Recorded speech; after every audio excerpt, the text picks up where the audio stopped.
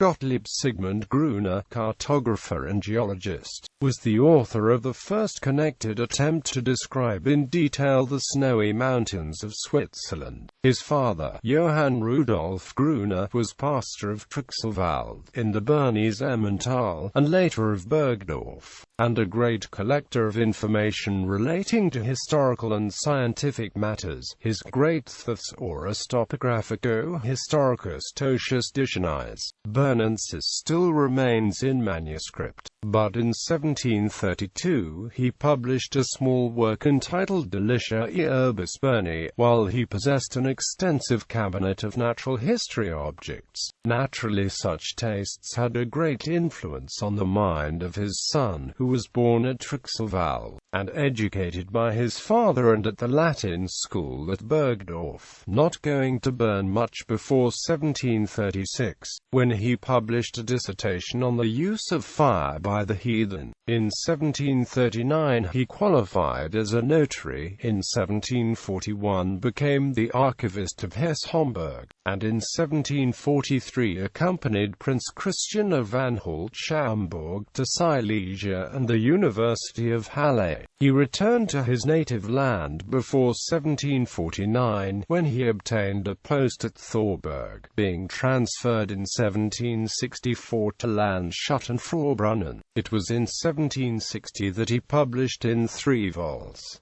At Bern his chief work, Die Eisgebirge des Schweizerlands. The first 2 volumes are filled by a detailed description of the snowy Swiss mountains, based not so much on personal experience as on older works, and a very large number of communications received by Gruner from numerous friends. The 3rd volume deals with glaciers in general, and the various properties. Though in many respects imperfect, Gruner's book sums up all that was known on the subject in his day, and forms the starting point for later writers.